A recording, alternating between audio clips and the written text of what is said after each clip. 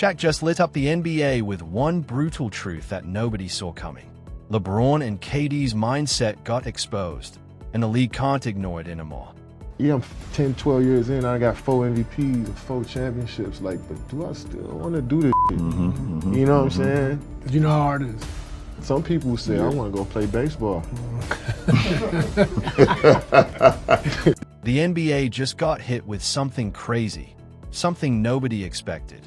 Shaquille O'Neal came out with a strong statement that cut through all the fake stories going around today's league.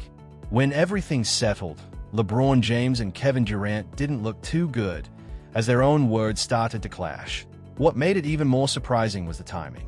While Shaq was telling today's players to step up and do their job, LeBron and KD were on a podcast criticizing past legends and downplaying the history that helped build the league they profit from. It all blew up when Shaq was asked a simple question about load management. He didn't sugarcoat anything. He kept it real. Basically, he said, "Why would I pay you millions if you're only going to play a few games?" Gilmore told me one time, he played for Chicago, he said, if you expect to play a long time in this league, you better quit mopping up the floor. And I thought, well, he's crazy because that's what basketball is all about. Bird takes it away from Wilkins, goes to the floor and gets it up ahead. We come to practice, he's on one leg. Like he was hurt the second year, he was on one leg the whole year and played 82 games. And so he practiced every day and he played every game on one leg. And so he's like, man, MJ, why don't you just sit up?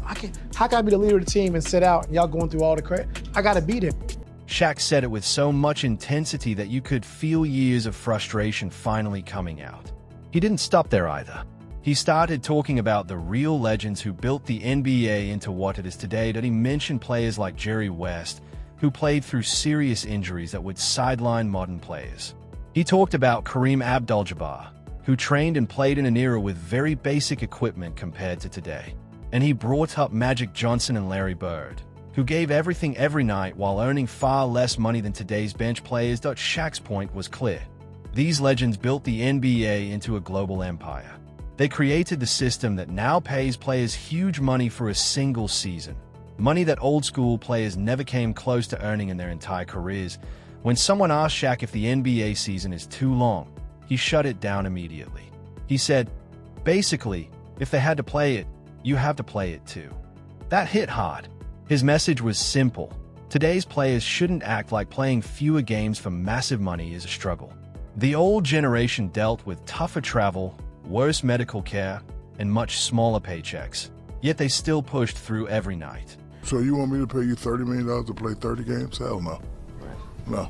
80 games is fine, because I did it, Jerry West did it, Kareem did it, Magic did it, Bird did it, Bernard King, like all the great legends before us did. And through all of that, Shaq's message was simple. Those old-school players showed up every night. No excuses, no complaints, no acting like playing the game was some huge sacrifice. It was just their job. But today's NBA didn't take that message quietly. Draymond Green pushed back right away, defending the modern style of rest and load management, where players sometimes sit out even when they're healthy. Then Austin Rivers also responded. When the idea of forcing players to meet a minimum number of games came up, he dismissed it, saying it's unfair. His point was that older players played every game, but now those same players complain later in life about injuries like bad knees. The criticism in Shaq's message was clear. Fans spend real money to watch games, while some players earning tens of millions sit out to protect their bodies, as if they're too valuable to play every night. Then Nikola Jokic added even more controversy. He suggested that forcing players to play every game doesn't feel right, basically implying that playing should depend on how players feel physically. That sparked even more debate, because to critics, it sounded like another example of today's stars wanting full freedom without the same expectations that older generations had to live with every single night. But you have to really play hard. Does that hurt you physically? No, because when I play hard all the time. You know, there's no turn it on here, turn it off here. It's just 110% at all times. To have a long career, that's the goal, to be in the league for 20 years. That's the goal. You know, it's all about winning championships and winning. And it's just basketball. At the end of the day, it's just basketball. This is exactly the kind of attitude Shaq is criticizing. Players are talking about being overworked while signing contracts worth tens of millions of dollars. money that could support entire communities. The average NBA salary is now around $10 million, and top contracts can reach up to $60 million a year. Yet some players still sit out games because they say they are tired, even after just a few games in a week. Fans, on the other hand, spend a lot of money for tickets and expect to see the stars they came to watch, only to find out those players are resting on the bench for load management. That feels unfair from a fan's perspective, at the same time, the situation gets even more controversial.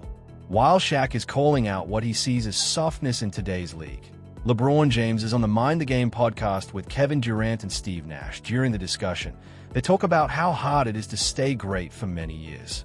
Durant mentions the mental pressure of being elite for over a decade and how different players choose different paths. Some step away, some keep going for 20-plus years. And in that moment, LeBron's reaction says a lot.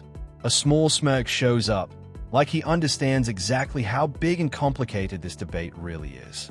Ring culture is so much more prevalent in the NBA than in other sports. Yeah, it's funny. Yeah, I don't know. I don't know why it's discussed so much in our sport and why it's the A-all, B-all of everything.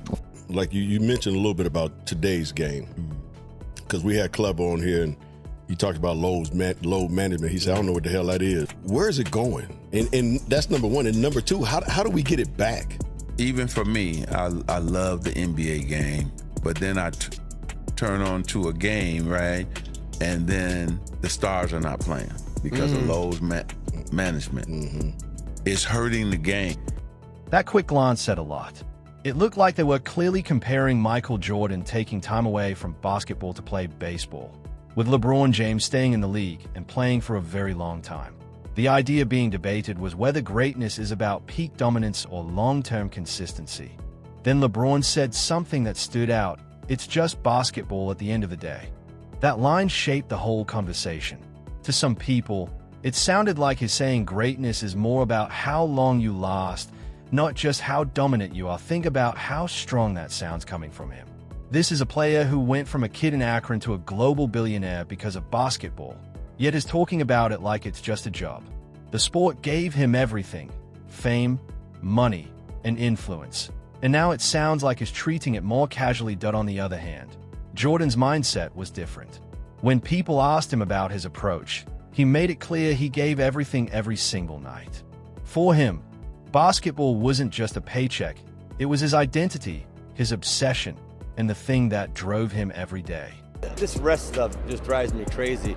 You're playing basketball for a living, okay? I understand if you're working in a coal mine that you may need a rest day after you're playing basketball. Then LeBron James went further and criticized Michael Jordan's era, saying the triangle offense wouldn't work today because the modern NBA is more advanced. His point was that today's game has better athletes, smarter systems, and stronger competition.